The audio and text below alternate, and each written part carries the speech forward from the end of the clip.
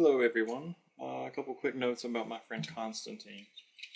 Uh, he's a personal favorite of mine to talk about. I was going to type all this, but I figured it would be easier to speak than it would be to type, so here it goes.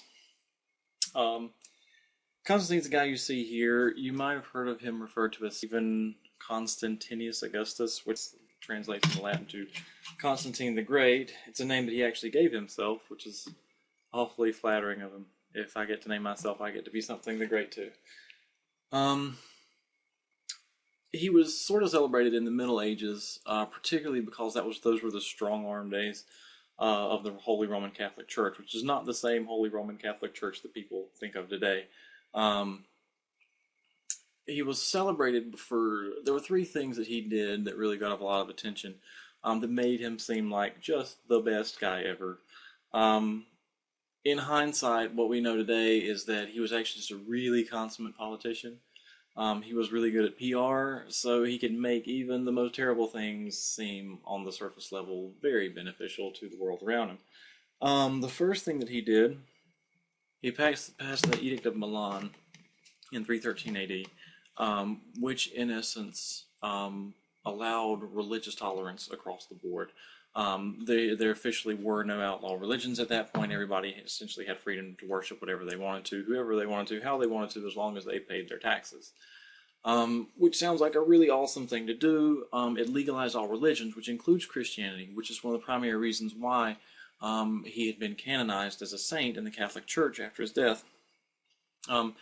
Again, sounds really nice, but within about 2 decades, he had gone from liberating the Christian people to persecuting everyone who wasn't Christian, which still isn't the worst part of it. The worst part is that he himself, not only was he not ever baptized, he never attended any organized church processions of any sort.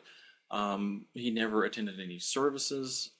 He saw that the Christian religion was gaining strength, and he could use political clout to gain control over this religious group of people who are now beginning to gain control over the population. If you control their religion, you can do a lot more than control them politically. Like, you can't just make them follow rules because you say so. You can make them follow rules because it was ordained by their God, their religious leader. Which is a really great tool for controlling people. That's exactly how he saw it. It's like, if you can't beat them, join them, and that's exactly what he did. And after he joined them, he joined them in beating everyone else. So that's the first thing. The second thing that he did that just made him just this venerable figure was that he liberated all of the slaves within the Roman Empire. Again, sounds like a really good idea. Obviously, it's been done. The problem with this is that he didn't do it just for the sake of allowing them to be free. The Roman Empire had about 3 slaves for every single individual Roman citizen at the time. So slavery was rampant, and then it wasn't slavery the way that we think about in the antebellum South. It was generally there were prisoners of war. The relationship that slaves and owners had back in those days was not nearly the same. Slaves were actually really well taken care of across the board in Roman society, because it was a point of pride. If you had a slave that read well and could write poetry and could play an instrument, it spoke really well of you as their owner, because if they're that smart and that capable and that talented, then that says that you are even that much more capable and talented. They actually had a similar relationship, believe it or not, with women. They thought that it was really awesome that women could read or write, even though they didn't actually really want them reading or writing things.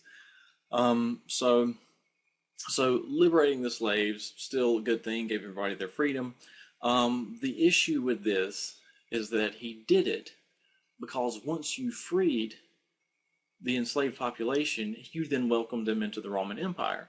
Which is, again, that's actually pretty awesome. I would love to have been a Roman citizen during this time period as compared to anywhere else in the world. But the reason he did it was because if you have 3 slaves for every 1 citizen, and you can only tax the citizens, then by emancipating the enslaved population, you've just tripled your tax base. Sounds like a really good idea from a political and financial standpoint now, more so than it was ethical or moral. So there's 2 strikes. The third strike, Constantine decided that he was going to move the capital of the Roman Empire from Rome to a brand new city. And this brand new city was right here. The new city was right here. And this is where he decided to establish Constantinople. Rome is here. The problem with the capital being in Rome is that this was really vulnerable to the Viking hordes and the barbarians that were moving down from continental Europe. They had essentially free reign over everything in the Italian peninsula in the boot here, and Rome was here. So Rome had been sacked about a half dozen times before it just made sense to move everything over here. This is where Constantine had been positioned as a tetrarch before he essentially invaded and conquered all the other tetrarchs. You've probably read somewhere in the book about the need for the tetrarchy, it introducing a lot of stability into the area. It became necessary because they didn't want one person in charge. The Roman population said that it was essentially irresponsible to have one person in charge of all of this stuff because there's no way that one person would not be able to take advantage of that, and that's exactly what he had done. So he defeated the three other tetrarchs, took all of their land, and moved the capital here. This made sense to him because at this point in time, the Romans were doing a lot of trading with the people from the Far East, from the China and the Middle East, and everything was essentially being funneled right here through what became Constantinople. So it was a way for him to keep his fingers on the pulse of what was going into and leaving the Roman economy.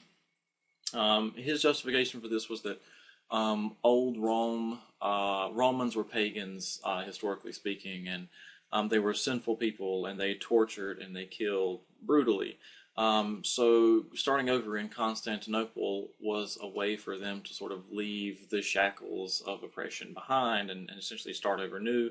But what he had just done was essentially design a capital of an empire in his own image. He made it exactly where he wanted it, the way he wanted it, and then he named it after himself. Now, the part that really gets me is the statue here. It's presented in a style, the style that was used, that was introduced when the Tetrarchy was introduced in depicting their political leaders, was one that made everyone they appeared more humble. The statuary that they used was essentially, it was generic. They wanted to make sure that the leaders recognized that if they were to die, they could be replaced by another person, and they wouldn't even they wouldn't even have to replace the statues. Like it's just general. Like, this is not exactly what Constantine looked like. He was a guy, and he had this sort of like bowl cut thing going on. But as long as they find another guy with a bowl cut, they could just replace Constantine, and it was a way to keep their leaders humble.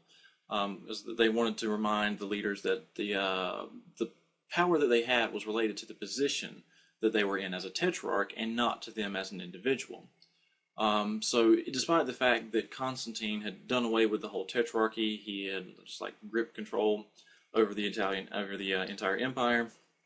But he just still decided that it was appropriate for him to make this statue of himself looking very humble and demure. Like, he's not even making eye contact with us. He's off in thought somewhere, dreaming about clouds. The issue I do have with this is the fact that this head that you see here is a little over 6 feet tall, which would mean that the statue he made to depict himself as humble and God-fearing would have been about 48 foot tall. This statue, not only is it 48 foot tall, but would have been inside of the Basilica of Constantine, which this is the remnants of it today. It would have been sitting inside of this central alcove here. It would have had him enthroned, sitting literally on the throne. And he would have had a crown, like you can kind of see the mounting holes here in the side of his head, been a crown of olive leaves. So this was the basilica he built for himself to house the statue he made of himself. This is what it would have looked like, being complete from the interior. No expense spared. Another thing, this gets me too, this is just so characteristic of why I just really, really don't like this guy, is that he made an arch for himself, which is not the least bit unusual. Ever since the Arch of Titus was erected, Arches were just the thing that everybody had. Even it continues through time. Even today, people are still making monumental arches. Hitler tried to make one himself.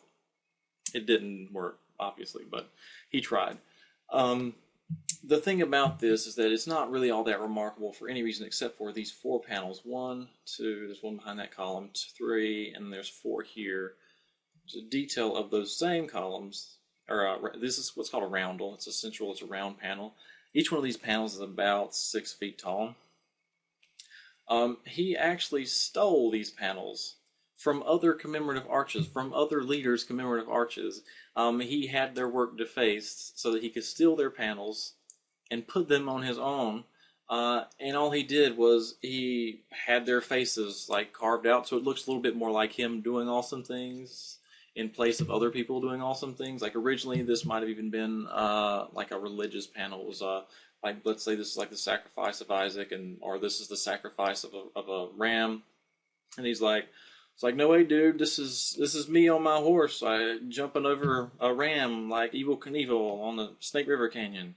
But that's exactly what he would have wanted you to believe, is that he's just the most amazing person who has ever walked the face of the earth. But in essence, he was just a really, really good politician. He was really good at handling his own PR work. And that's essentially why throughout the Middle Ages he was just celebrated as a saint, as just the savior of all of Christianity, because he had done such successful PR work that all of the negative things, all of the associations that we would have with the negative side of the positive deeds that he had done, they were done away with. They were swept under the rug until more recent times. But as far as I can recall, that's about all.